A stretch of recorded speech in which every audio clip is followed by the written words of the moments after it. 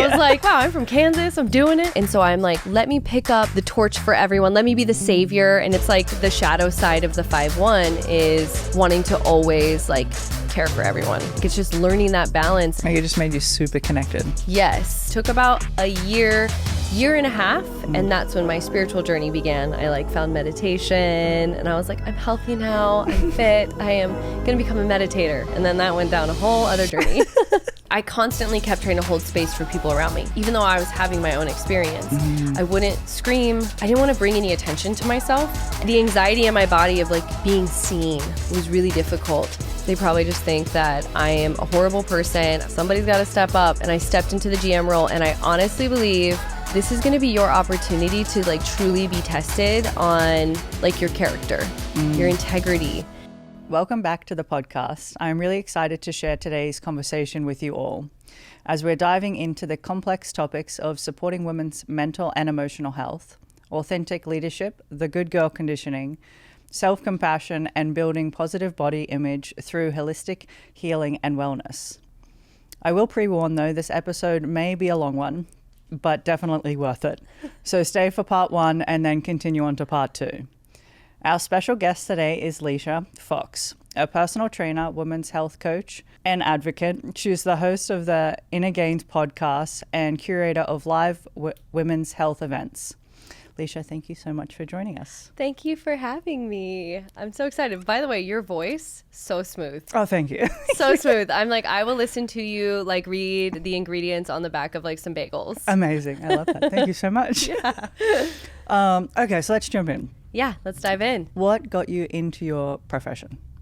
All right. Well, like you said, this is probably going to be a long one.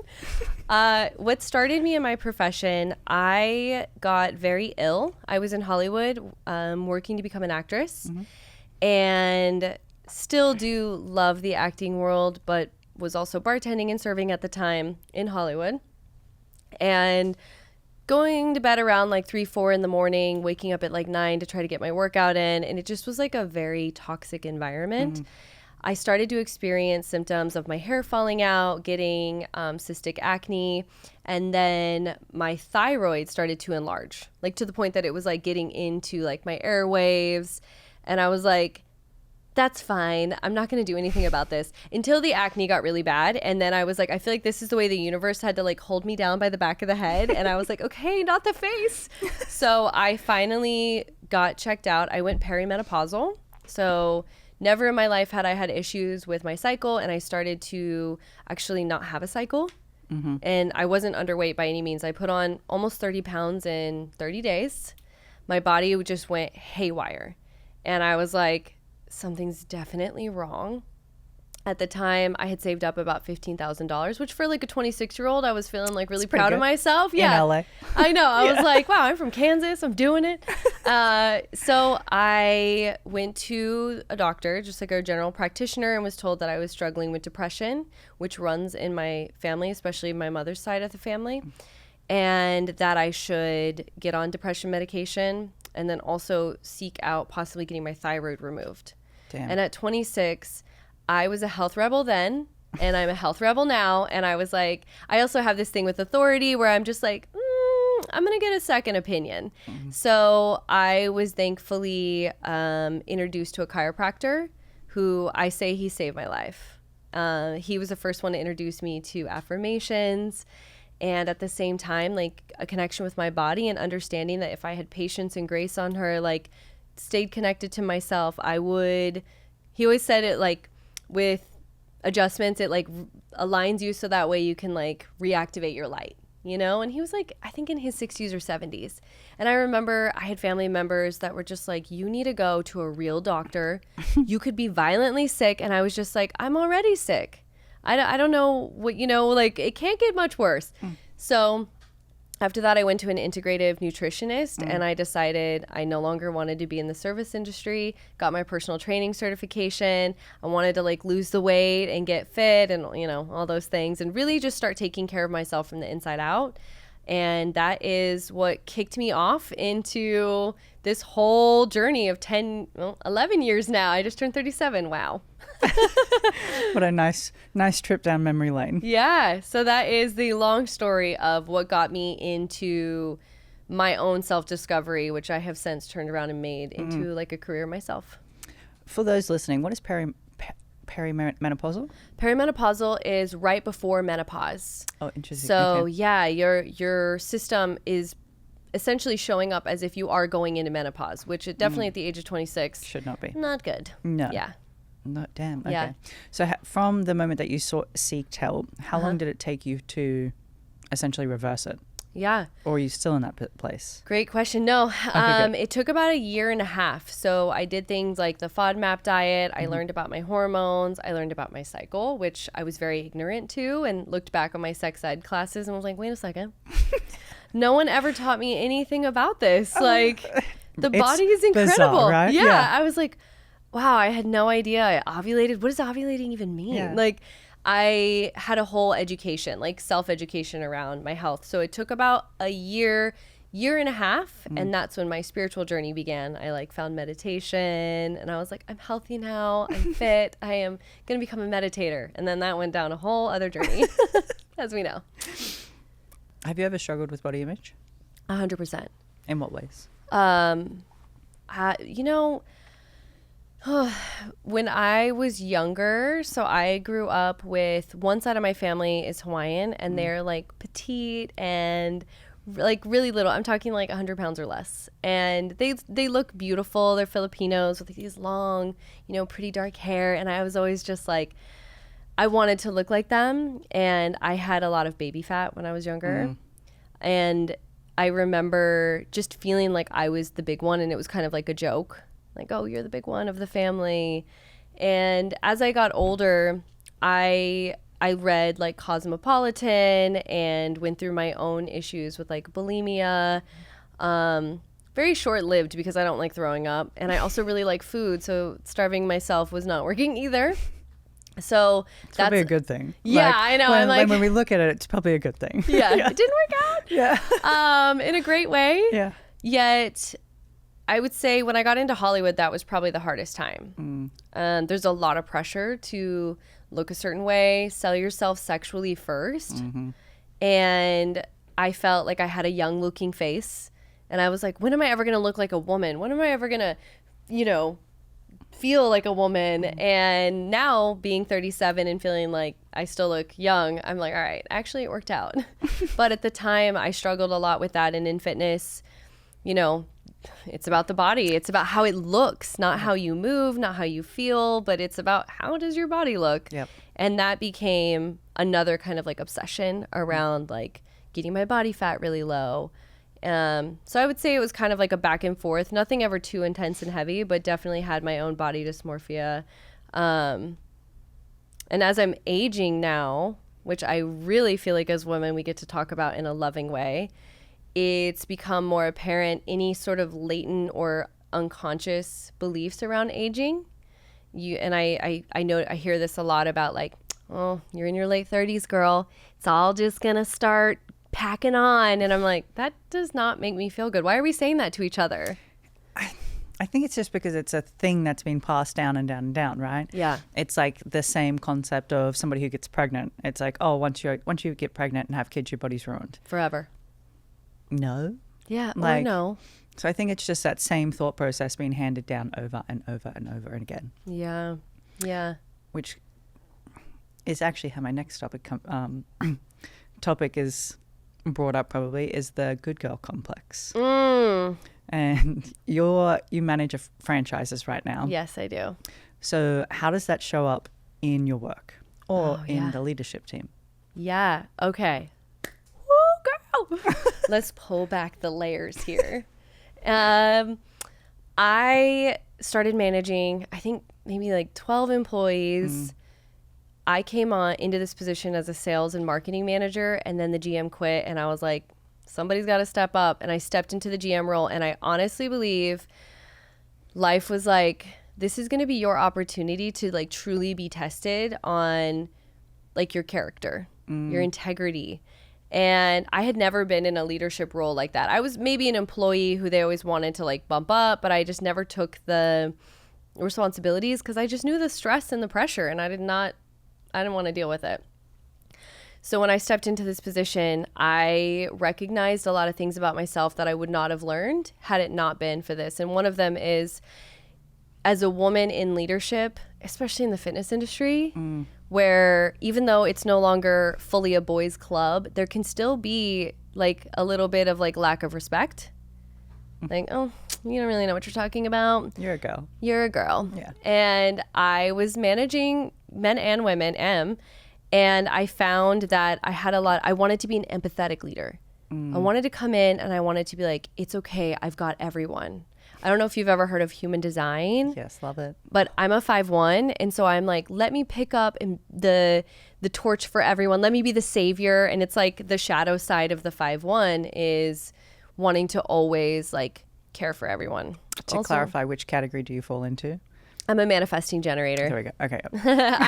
I am multi-passionate, of course. And I started reading books on leadership.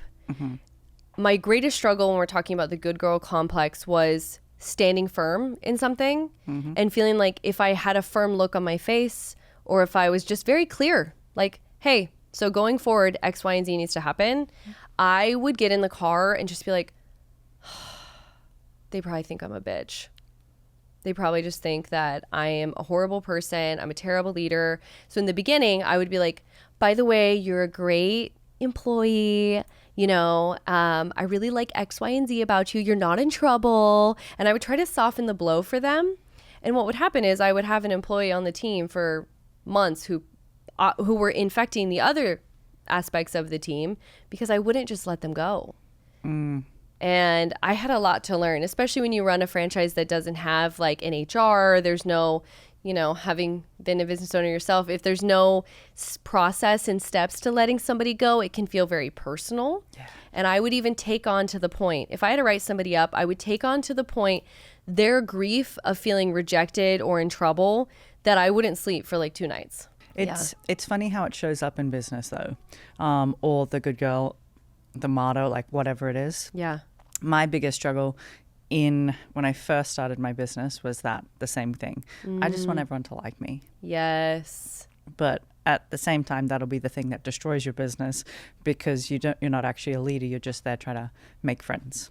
I want everyone to like me. Yeah. That is, I want everyone to think I'm cool. I'm the cool mom. I'm the cool boss. Like, you'll never get in trouble with me. Yeah. Yeah, it does. It does ruin, and it does show, it reflects in your numbers. And because I came from corporate America when I was a personal stylist, I really wanted for people to feel like they could bring all of themselves to the table. And I think it's just learning that balance. And Brene Brown is like one of my favorite. Love her. I know. She is just so incredible. And she has a saying, you can have a soft heart, but a strong back. Yes. And I'm like, I think learning that.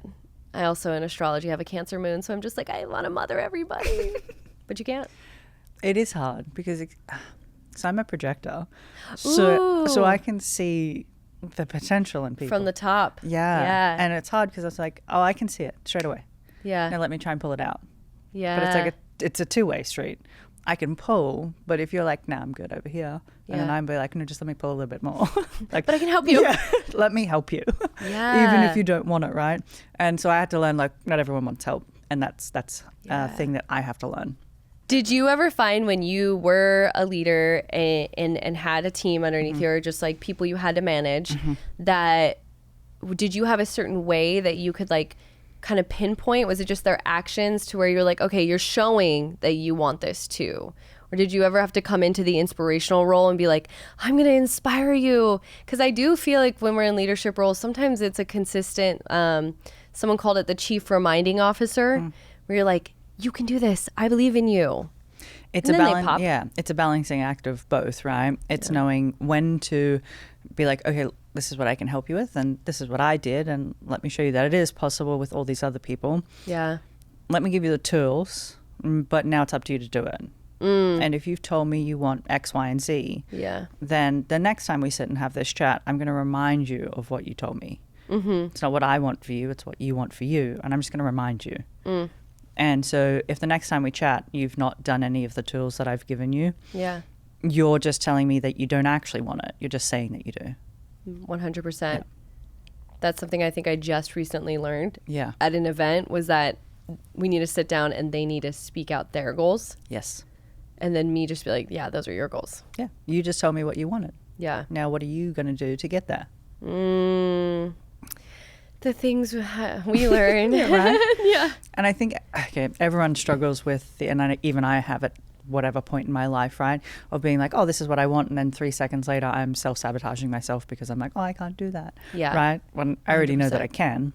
It's in there. It's in there. I just have to pull it out myself or find people that will do the same thing for me that I do for them, which is try and pull it out or show me that it is in there and it is capable, type of thing. For anyone listening who's never meditated, I will say it teaches a level of discernment, because in our collective society, there are thoughts, there are beliefs. In your lineage, there are beliefs that, as you and I have explored, will come up. And it's learning how to pull yourself back and go, is that me? Or is that something I want to let go? And I think that was the scariest point for me getting into meditation, was what if I find out my hidden racing thoughts of, you're a terrible human, you're a disgrace to your family, you could be doing better, if I look at them and they're actually true. Yeah. Instead, what ends up happening is when you finally turn to face those things, it's like that shadow of a mouse that's been like up against a wall, you know, so it looks like it's this giant creature, and then you're like, oh, it's just a mouse. Yeah, like it's a spick. Like, it's good. You can just literally like flick those thoughts and be like, that's not me. Yeah. And I am going to start breaking the cycle of listening to that thought. Yeah. But yeah, you at first have to face the overwhelming feelings of, oh my gosh, this is so terrifying. I have to face it. And we all have arenas in our life where we don't like facing things. Yeah. And almost everybody, for the most part, will have similar thought patterns. Yes. Not being worthy, not being good enough, not feeling loved, whatever it is, rejection, shame.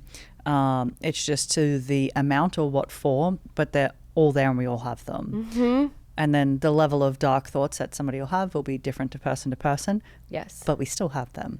Yeah. And oh my goodness, the more we talk about them, the more that we share, like the more I love another person, when I'm just like, wait, you thought about unaliving yourself too? Like, I just already feel closer to you. Yeah, you're like, girl, same. Same.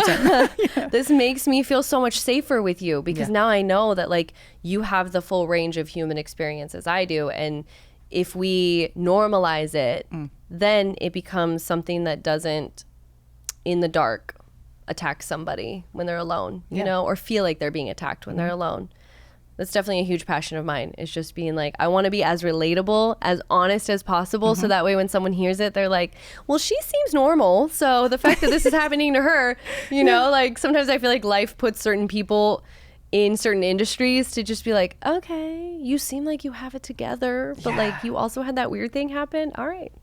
I got that a lot in my last business. They're like, you just seem like you have it all together. I was like, barely holding on. You're all like, really? like tense as a motherfucker, and I'm barely holding on. Oh, yep. Yeah. But you are right. I think the missing piece in a lot of what we go through in our relationships is that it's not talked about. Yep. For a couple of reasons. One, I think people are afraid to, because it's like, oh, what are you going to think of me? Yeah. If I'm having this terrible thought or whatever else. Yeah. And then it's like, well, if I tell you, what are you going to do with that information? Ooh. It's a big one. Yeah. I'm like, where's your Scorpio placements? I'm just kidding. I don't have any. We're good. Oh! We're good. Yeah, it's a very interesting topic. Yeah. For sure. The fear of that information being used against us. And I think that's a societal shift that has to happen over time, that when we do share, that they are in safe places. And I think more and more safe places are being created. And well, I know for sure amongst women, I don't know as much for men, and that's something that I think is really hard as well. But I actually agree. You know, like I was actually just talking to my boyfriend about this last night, that I have purposefully curated a group of girlfriends that like all of you is available at the table, and we can be super open with one another, whatever that looks like. And it's so safe and so loving and vulnerable, and just like we also understand the other person's like busy and life is happening, so there's no like there's autonomy within it as well. Yep. And he was like, yeah, I just don't see as many men having that opportunity, having those safe spaces. I'm 90% sure I heard Brené Brown talking about this, because she created something, or she wrote a book or whatever. Most of her work was around women. Yeah. And she had someone in her audience came up to her who was a male and said, why are you only ever like presenting it to women? She's like, well, that's just my target audience type of thing. Yeah.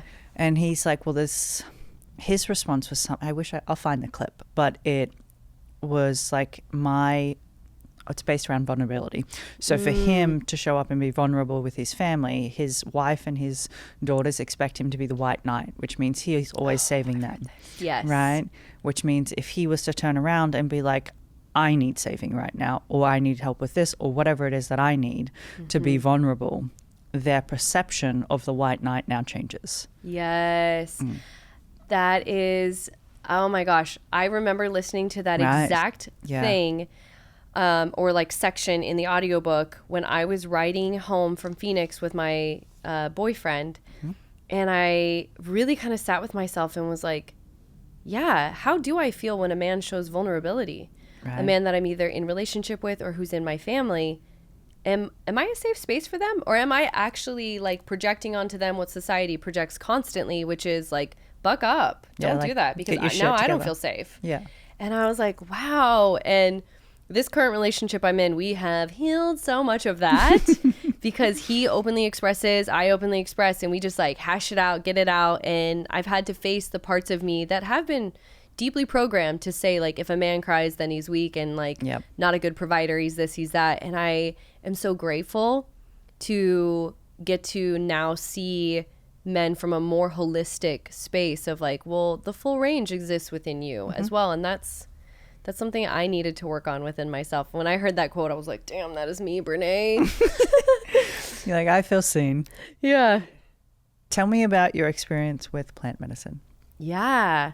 Wow. I just shared the full experience on a podcast episode, and I felt incredibly vulnerable sharing it. And yet I know that like, gotta normalize these things. My first experience with plant medicine was at a retreat center in Costa Rica. I actually won it for free. So that's so dope. What a great present. Wild. Yeah. It was $5,000 just to like attend. This is like at the time, it was 2019, where like celebrities went to go do ayahuasca. And so I was like, all right, I won it not in 2019. I won it in 2017. Or 18. And I was like, I'll use it when I feel ready, because I had a lot of fear around it. And I'm not somebody who researches things to my demise. So I had no idea what I was getting myself into. I was just like, yeah, I mean, I listened to other people's stories and was like, wow, that sounds wild. Like, I'm going to do it. So I separated from my fiance at the time, March 2019. I saw that my mentor, Michael Beckwith, was going to be at this place facilitating, not doing, but just holding the space. Over that summer in July. So I was like, all right, I'm going. I called them up, asked if I could reserve a spot. They said yes, got on a flight, ended up meeting this ex-pro surfer who was like, come on into first class. And I was like, okay, this is obviously meant to be, because everything's just working out for me. Get there. And I had a lot of fear going into it. I had no experience, and I just refused to look up anything on the internet, because if there was any like nasty side effects, I didn't want that residing in my head before I went in. And it was my first experience with rapé, if you've ever experienced that before. That's the tobacco powder that they shoot like medicinal up your nose. And I have Did you like it? No, actually. Really? It's really harsh for my system. In terms of it going through the nostril, or just in general? In general, the way that I never felt like grounded. I actually felt like it almost like it's like when you have oil and then you put like balsamic in there or something, and it's just like scatters the oil. I feel like my energy just like shoots out. And I was very like, ooh, like shaky. It's like too much coffee. It was like the best thing I've ever tried. Did you just feel like so embodied So and grounded? zen. That's Like- what it's supposed to do for you. And I was like sitting by a tree, and Annabelle's like, "You look so calm." I was like, "So good." like You're all- so good. Yeah. Holding the tree. Yeah. Oh, speaking of plants, this wasn't my first experience with a plant medicine. I actually experienced San Pedro, which is a mezcal. It's called mezcal. It's a mescaline plant, so a cactus in Peru, in Machu Picchu. We drank this like thick, chunky, green slime. Essentially, is what it looks like. Yeah. It's like the innards of this like plant, and sat there and just like played music. And like the shaman and his wife were just like playing music, and I felt like so connected to the earth. I was like, this is amazing. I felt like my heart was opening, and I was like, wow, this is so cool, you guys. Like I just felt like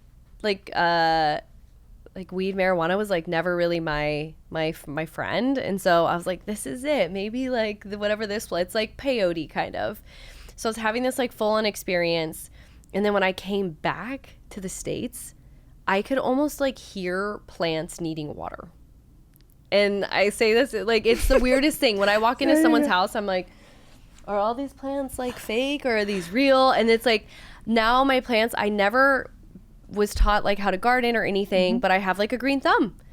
Like my plants, I sing and I talk to them and I just like water them. And I'm like, wow, this is amazing. You guys are actually like surviving. This is cool. Like it just made you super connected. Yes. Interesting.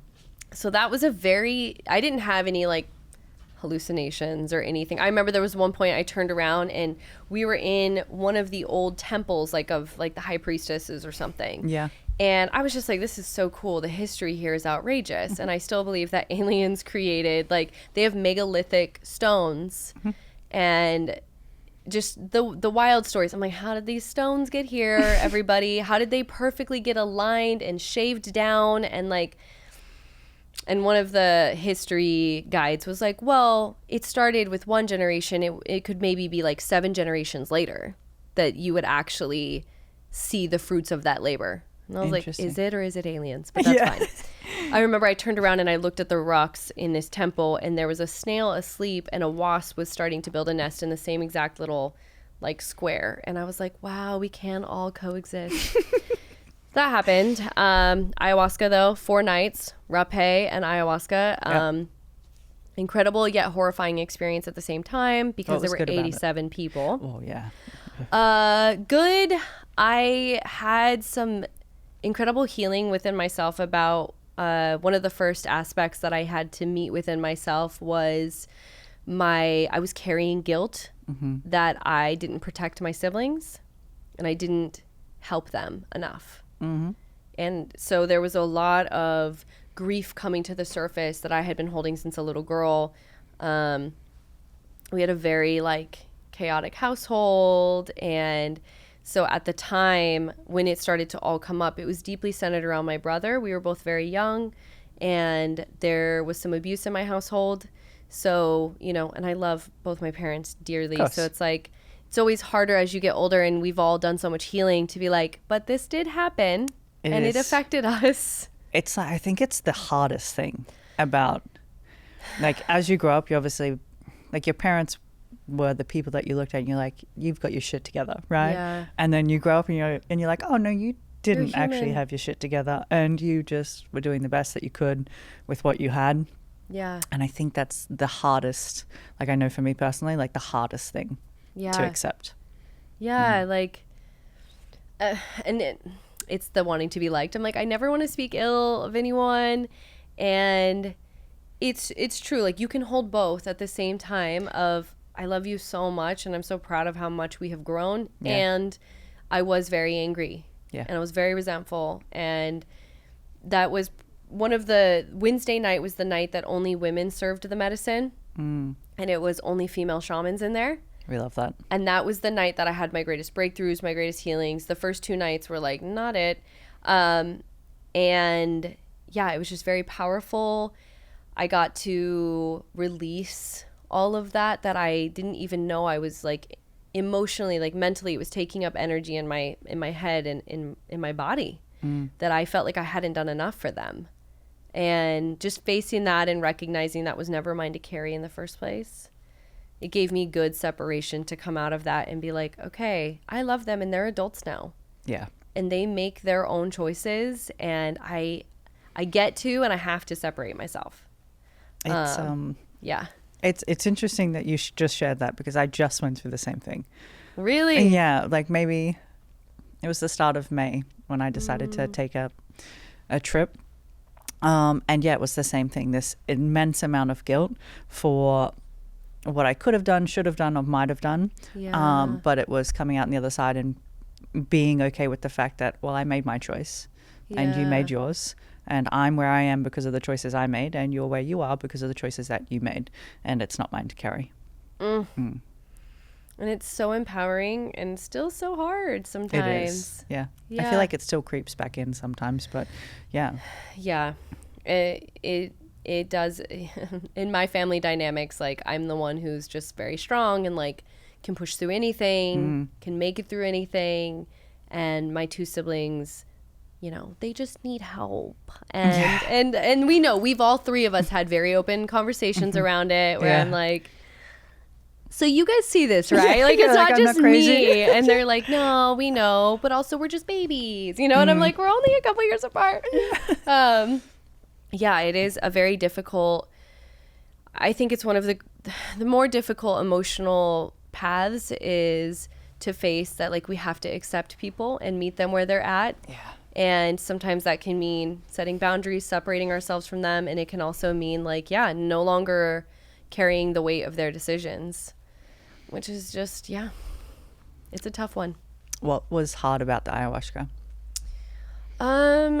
Or what negatives, if any, came from it? Yeah.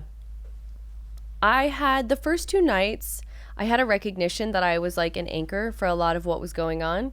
When someone would like release through like vomiting, I could sense what they were releasing. It opened up a lot of like the clairs within me, clairvoyance, clairaudience, where I was just like, uh-oh.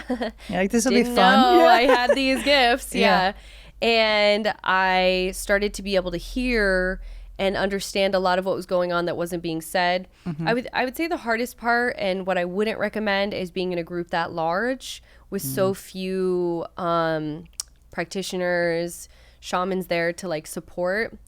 I got to face, you know, parts of me that I wouldn't scream. So there was screaming, there was like moaning going on. There was, you know, this is like primal stuff happening. Lineages of ayahuasca's the mother. It's the trip to the underworld. And I remember just thinking, like, this is an ancient technology in medicine that's like moving through me. I also felt like it wasn't my medicine. And I was like, you know, I noticed that I constantly kept trying to hold space for people around me, even though I was having my own experience. I wouldn't scream. I didn't want to bring any attention to myself. Interesting. So I wanted to stay like really quiet and just process by myself. And one of the reasons why I went is because up until that point, whenever I was in a partnership, I would never let them see me cry. I would always go to a different room, excuse myself, have my emotions, and then I would come back collected. And I knew that there was like a disconnect within intimacy within myself, but I wasn't quite sure like how to get there. And so this was a moment of reflection for me. Like, I don't want anybody to, I feel vulnerable, and my patterning and programming from my childhood is go lick your wounds in private. Same. Because you can't trust the people who are taking care of you to like be soft, to hold you consistently. Sometimes yes, sometimes no. And I didn't feel safe with these strangers. I didn't want them to like come. I'm like, I don't even know you. So I don't want you to like come hold me while I'm crying, you know? So I was just silently like crying, like that open mouth, like paralyzed. And I would say also with that many people, there's some really dark, everyone is having their own experience, and some really needed to let go of some things, and they were verbally letting them go. And I was just like really happy for them, but also I'm like present for it, you know? Some people really look like their eyes rolled in the back of their heads and they went to another planet. I was so grounded and so present. And one of the messages I got from ayahuasca was like, this is my lifetime to like fully get into my body, fully be a part of this earth, and stop like the transcendence and the like trying to like go somewhere else, but like have to be here. And I was like, well, this feels messy and dirty and dark. Like, I don't want to be here. Yeah, but like we could be somewhere else. We could transcend. And it was like, no, you need to go deep. You need to go down into the ground and like get those roots deeper. And so those were probably the hardest aspects of it. We had something called plant integration. So there was a lot of like really beautiful experiences. I think having a practitioner you've worked with before, someone you really trust and love, that is most likely the best way to go about it. Yeah, I agree. In smaller groups if you can. Is ayahuasca the only one you've ever done? No, so San Pedro, ayahuasca, and then when I came back to the States, I was feeling just like really lost and dark and just, you know, in a season of evolution. And so I had at the time someone who had loaned me money to join a mastermind. So this was like my drop thousands on masterminds kind of year. Yep. And I felt like I owed him something. And so he kept pressuring me to experience 5-MeO and DMT, Bufo. And I was like, oh, gosh, I don't know. Like, once again, I did no research. And I was like... Sometimes it's best. Like, it honestly... sounds extreme. Yeah. Like, just do no research, do it. Just go. I had full faith. So I remember I went to his home one time and I was like, oh, it feels like the energy of a madman in this house. And so I was like, I don't really like it. And then I started working for him to pay off my loan. So I worked in his office and he sold fitness equipment, at-home fitness equipment. Okay, cool. And I really, at the time, he had a CFO that like I really vibed with and trusted and felt like safe with. And so we kind of worked one-on-one a lot. And finally he was like, just come. I won't even charge you for it. Like, you should just come. And I was of the mindset at the time, which happens a lot in spiritual communities, where I believed I needed to like kill my ego. And I was like, that's why I'm so dark, because I'm just not like killing my ego. Yeah. And we love the ego, by the way. Yes. There's a disconnect. And if you've ever been in spiritual circles where there's like either toxic positivity or there's this whole like desire to completely detach from this earth. Yep. Those are probably not the ones you want to stay in. So I ended up going, and I feel like life was literally trying to be like, don't go. Yeah. Because it should have been a 45-minute drive, and it took me 2.5 hours in traffic, Los Angeles traffic. I was living in West LA at the time, and this is 1 month before the pandemic. Oh, shit. Okay, so 2020, yeah. Yep. And I get there, and I'm shaking, and I am just terrified. But I was like, this is just your ego. Your ego is scared. I mean, if you've heard this kind of talk before, like, listen. So I go ahead and I sit in the room, and it's like this back garage that he's turned into like a medicine ceremony spot. There's a mattress on the middle of the floor. This already sounds like a horror story. Yeah, I was like, this sounds like a sacrificing scene, but all right. And I feel like I was the one being sacrificed. Here's why.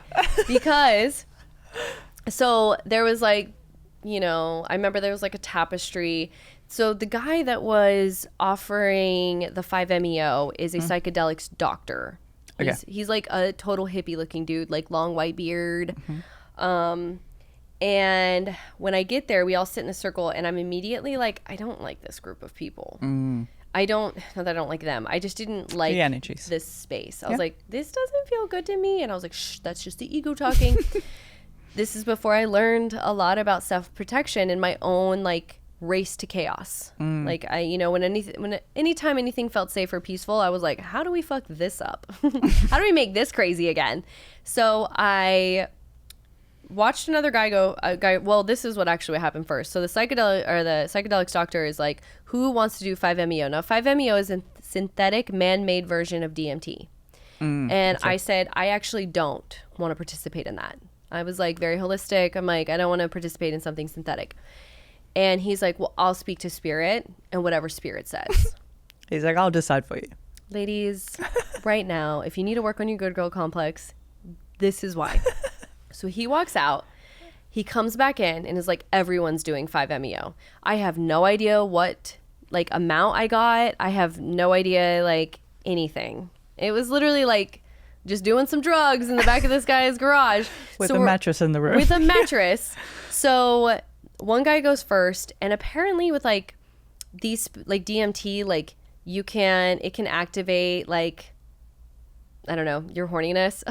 So this guy like popped a boner, and it was just like, I was sitting there and they're like, everyone just be cool. And I was like, I'm being cool. Like, we're all supposed to just chill. You're like, I'm trying to be cool. They're like, whatever happens.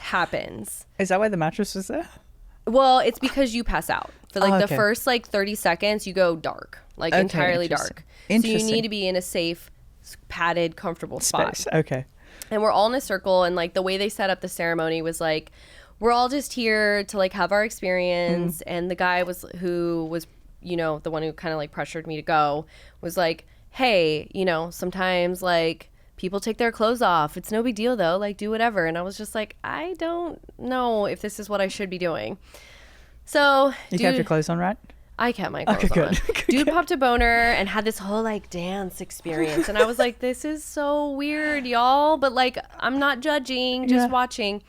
And then I was kind of contemplating if I was going to continue on. And he goes, why doesn't Lecia go next? And I was literally shaking.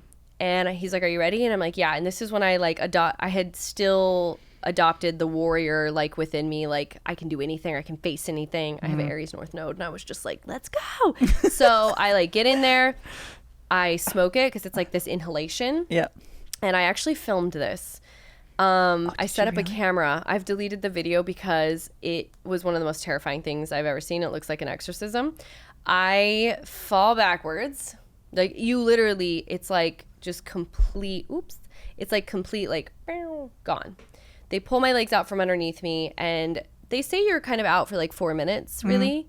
And unlike ayahuasca, which is like mother, like underworld, DMT is like shoot you to the astrals. Yeah, it's like the outer world, right? Yes. Yeah. Well, I start with like these groans that are like, and before you know it, they turn into the most terrifying, primal, animalistic screams you've ever heard.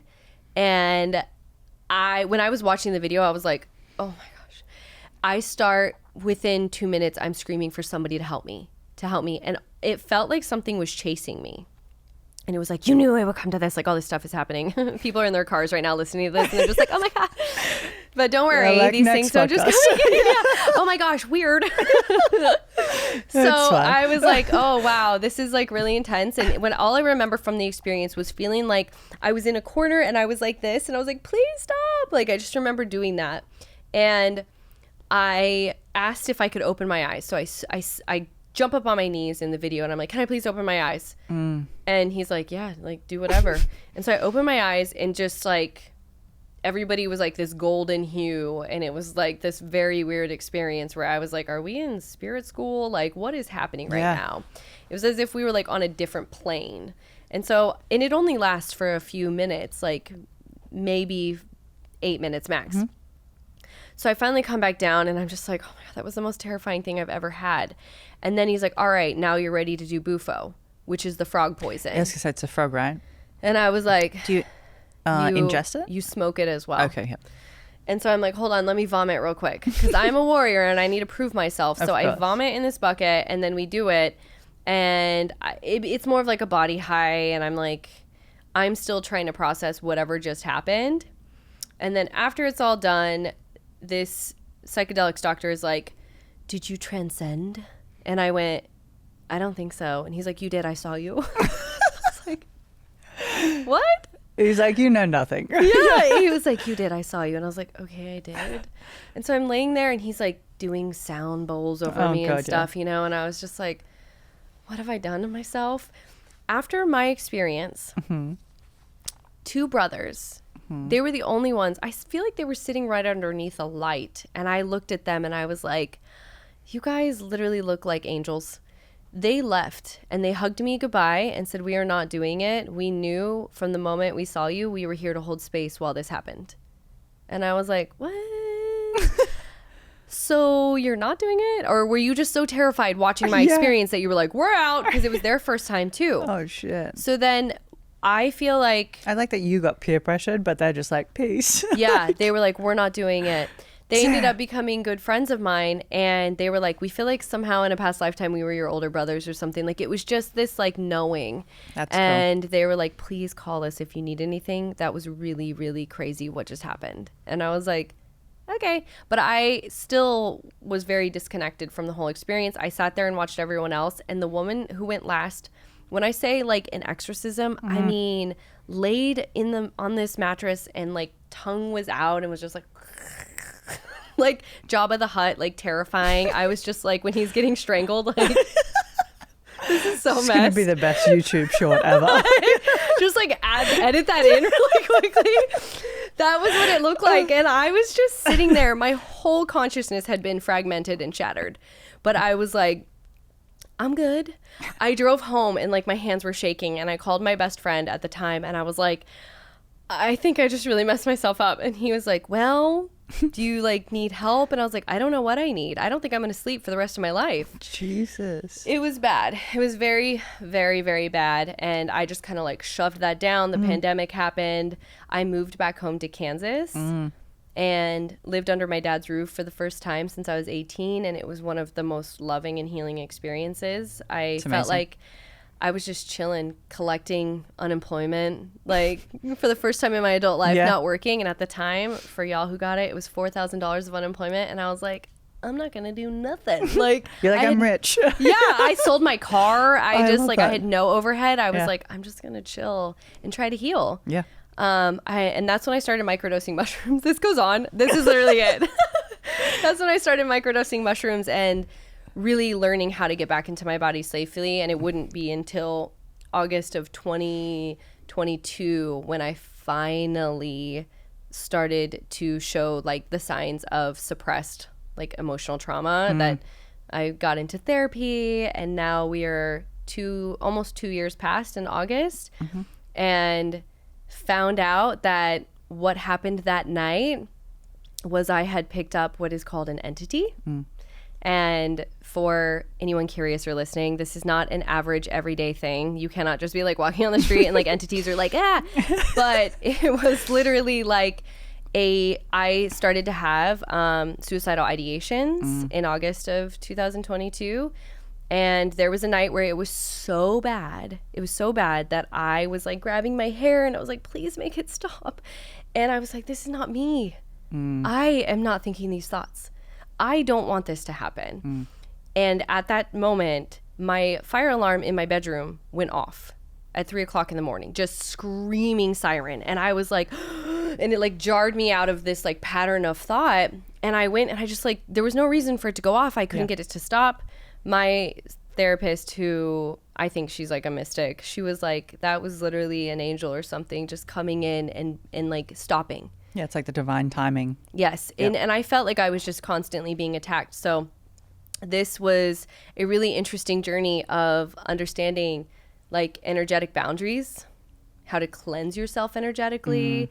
And also now I'm like, wait, there are so many things about this world that I was not aware of. One of them being entities. Yes, it's I feel like entities are picked up, just to go back to your thought of you just don't cruise down the street and pick one up. I think that picked up in dark spaces. Yes. Like from what I understand of doing like mushrooms or plant medicines, anything to that degree, there has to be an altar present to transfer the transferring of energies that are being purged so that the good ones can come in, so it's not stagnant in the room. Yes. And we're all just exchanging everybody's shit, basically. 100%. So it wouldn't surprise me if it was just in a garage with some random people that happened. Yeah. They definitely did not have an altar. Of course it didn't. Weirdly They had a enough. mattress. They had a mattress, but no altar. When I listened to a book about clearing entities, his name's, I think, Frederick Dodson. I was trying to tell my boyfriend one time, and I was like, Frederick Douglass. And he was like, he wrote a book on entities. And I was like, no, I don't think he did. Frederick Dodson. And he was discussing how when somebody dies, and, you know, this is his understanding of it. And we can all just say this is our understanding, my experience of. So his whole thing was, when someone dies and say there was something that's like unprocessed within them, that dark or that shard of energy will shoot out back into the ethers, looking for, say if they were an addictive smoker, cigarettes, looking for someone who's an active smoker to attach themselves to continue to like live out that like addiction. Oh, interesting. And so I was thinking to myself, because so much of what I was experiencing was like very dark, very heavy. And literally the moment my therapist and I like did a clearing, like a full on opened up the portal for this entity to move on to the next, because it's looking for healing. It's looking for a completion. Yeah. It's like an energetic loop. And this is what I say about ghosts. And I have like dear friends who I call my X-Men friends. I'm like, they got some weird things. Like they know things about like your, you know, mom who just passed or something. And how do they know that? Right. So we look at it as like dense versus light energy. Like there is lighter energy that has more calm. It's like particles that are like calmer moving along versus like dense, heavy, thick energy. And ghosts or like spirits or anything like that that are like considered dark are in this like patterning loop. Like say if somebody died a really traumatic death and there was a part of them that like wasn't quite ready to go. It's not their whole spirit. It's not your whole experience. It's just that one looping pattern that can kind of get picked up. And the chaos thoughts. And so his whole theory is we are medicated heavily so because we've forgotten that these things exist, and that if we were to do a clearing, we were to take an inner authority against these thoughts, against this experience, against wherever you feel it. Because I truly had like, I could feel it on my body, in my body. And I was like, this is not good. This is not okay. After the clearing, nothing. And that's why I said in my podcast, like, maybe it was real, maybe it wasn't, but either way, I no longer experience it. And I would pray that relief for anybody who's experiencing intense dark thoughts. Like anybody. It's kind of like people, they say that, so anyone who has experienced like big T trauma, right, shouldn't go and do ayahuasca just straight off the bat. Like dabble in something a little bit first. Yeah. Because it can slingshot them back and make the integration or whatever worse.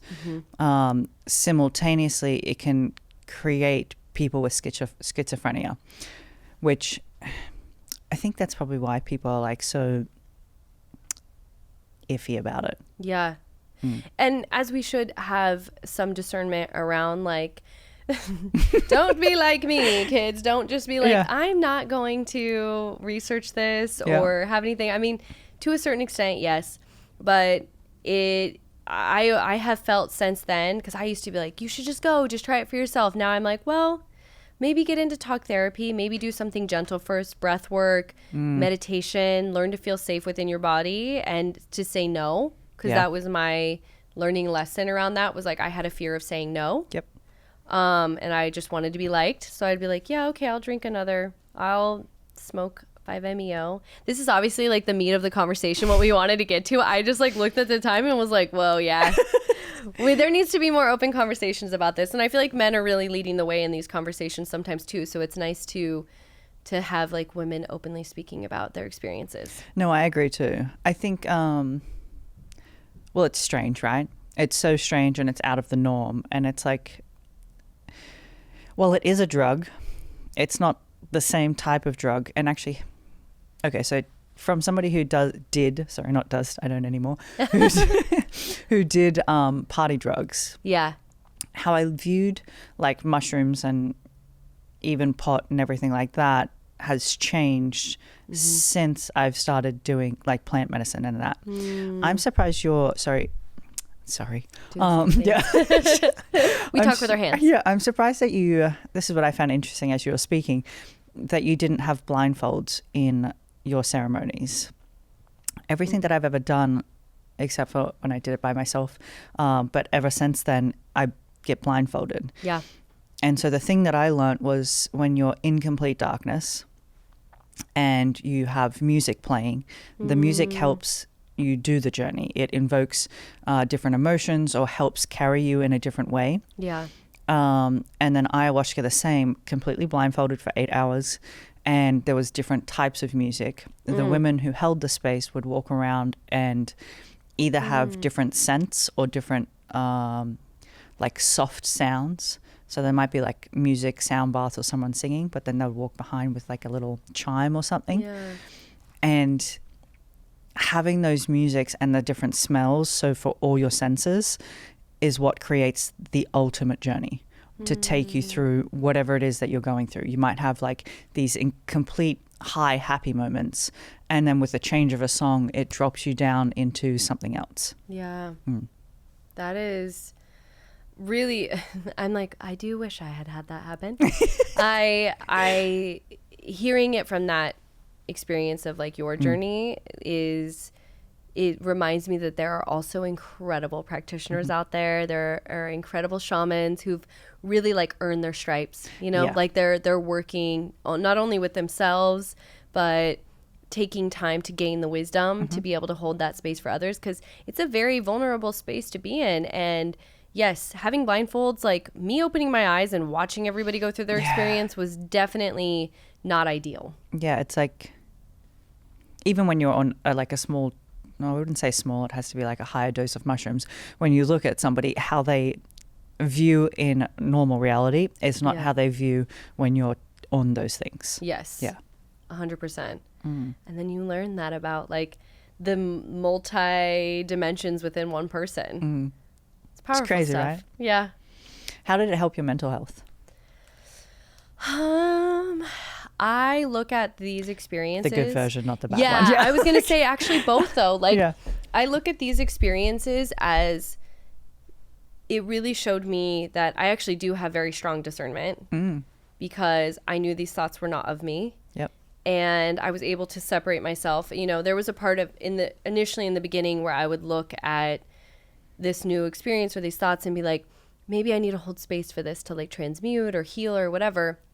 And then the darker and the deeper it went, I was like, this is not me. I learned that I'm actually incredibly strong to like, it taught me a level of inner authority and also taught me to like have major energetic boundaries where I'm like, not mine, not holding this, not carrying that. So I feel like that was something I needed to unlearn from my childhood when I would just take everything on in the room, like everybody's stuff is mine. So those were really powerful lessons. I had my first experience with Mary Magdalene before I even knew who Mary Magdalene was. She gave me a crystalline heart, and I felt after I released the trauma of, you know, or the guilt of feeling like I had never done enough for my siblings. She actually, I had this like this experience where my heart was like pulled out, but it was like a regular heart. It wasn't like a beating heart. Yeah. It was just like a normal heart. And she was like, look how dark it is. It was all black except for this one little spot. And she's like, you keep asking why you do, you know, it's like I got the answers where I remember I woke up, I'll reverse for just 1 second, in March of 2019 when I was separating from my fiance. It was my third 5-year-long relationship that I was leaving. And I asked my dad, am I broken? Is marriage just not for me? And like, I should stop trying. I should stop trying to do this because I keep leaving and I keep hurting people. And the only common denominator is me. Yeah. And my dad was like, you're not broken. You just haven't found the right partner, you know? Thanks, and Dad. you know, when people are like, you'll know when you know. And I was like, I've never known. Yeah. And so when I went on this journey, it was really to understand like why when people look me in the eye at the time, I would like count to 10 and then I would look away. I'd be like, oh, my sister. And the anxiety in my body of like being seen was really difficult. And she showed me, she was like, look at this. You have been carrying all of this as if it is your own. No wonder you don't even have space for yourself, much less space for a partner. Yeah. And so because psychedelics are weird, it was this crystalline, it was like the heart on fire, and like I think it's like Catholicism or something. These are all just like symbols, right? Yeah. And it was put in my body, and I was so overwhelmed with the amount of love and joy I felt in that moment that I was like, I don't deserve this. I haven't worked for it. And I crawled hands and knees to the closest practitioner shaman, and I was like, I think there was a mistake. Oh no. And she was like, what happened? And I told her what happened, and this was the all women night, you know. Yeah. So she's like cooing and rocking me, and I was just like, I don't know what happened. I was like, I don't know. I don't feel like I'm deserving of this amount of love and joy. And I've grown into that now. And now when like there's overwhelming moments of joy, I'm just like, this is actually incredible and I can expand into this. I don't have to fear that I won't be able to hold it and so it could slip through my fingers. So those were really powerful experiences. And it, you know, like you can't like hide. So much of it was also a recognition that everyone's going through something. Like there were 87 different cultures in this room. So it was cool to hear Hindu deities being yelled out. Like, no matter, like it was wherever you were from. And what I recognized is with these plant medicines, the symbols you will get are the ones that you would recognize, you know? Like if Kali came to me, I would have been like, what are you doing here? I would have been like, hello. I mean, I know who she is, but it was just very, very interesting to understand. Some of the research that I had been doing beforehand was of Joseph Campbell. And he's an archetypes researcher. He's actually like George Lucas's entire inspiration for, or not entire, but like big inspiration for Star Wars. So if you ever look up Joseph Campbell, he has really interesting work about archetypes and how they weave themselves through history, where, you know, Buddha, Jesus, like all of these archetypes and the hero's journey have lived in the consciousness of humanity since the very beginning. Interesting. So it's a really cool, and I got to kind of witness that in this room of 87 people under their plant medicine experience, seeing what they believe in. Yeah, that's really cool. You know? So, like, if someone had never heard of Jesus, I think they'd probably be like, who is this guy? Yeah. You know, like, why are you here? Yeah. So, those were the positives for sure. I like that. Yeah. For anyone who's listening, what's 3 key takeaways from this conversation if they're wanting to, like, better or change their circumstances, get out, or anything like that? Yeah. 3 takeaways. 1, continue listening to this podcast. 3 key takeaways, I would say be open.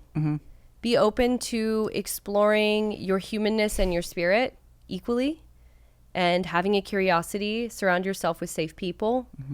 2 would be for the women listening, like get really, really, really aware of your cycle, like deeply intimate with your body in that way, and learn to befriend it. It's going to change your life. The 3rd one would be, if you do have a desire to take this plant medicine journey, or to, like, you know, you have a curiosity around it, like reach out to Ashley, reach out to anyone who you see who is also living in alignment, living in a way that isn't like, follow me, I'm the only way. Like, have leaders in your life that have the humility and understanding that we are the highest highs and the lowest lows. And if you are struggling with incredibly dark thoughts, that you would speak up and get help immediately, and not just in the like call the suicide chat line, but like truly open up to others that can hold that for you. Those, I think, would be the top 3. I'm sure there's more. That. No, I love that. I love that. And actually, to add on to your last one, I think we don't do that enough. Like, I learnt this, that when we don't reach out to somebody for help, we're robbing them of the chance to help us. 100%. Or to give support or service or whatever it might be. Yes. By just thinking that they can't help us, or we'll just deal with it ourselves. I'll deal with it myself. Yeah. You know, that's such a powerful lesson of like, how much do you love when someone's like, hey, do you have a second? I don't want to like burden you, but do you just have a couple minutes to listen to this or whatever? Do you have space? That one. And then if there was a 4th takeaway, just real quick, we can add if you're in a deep, dark space, get into service of others. That was the first thing the chiropractor taught me. He was like, I know you're really going through it. Here's an affirmation. I'm getting better and better every day in every way. And then he said, now go volunteer somewhere. Yep. And remind yourself that you have value and worth just by being in the room. Yep. And I was like, okay. I love that. That would be that one. I love that. Thank you so much for joining me today. It's been an having absolute pleasure. I love our conversation. It was so fun. I know. I'm like, well, we definitely enjoyed it. Well, that's what makes it fun. Thank you. Thank you so much.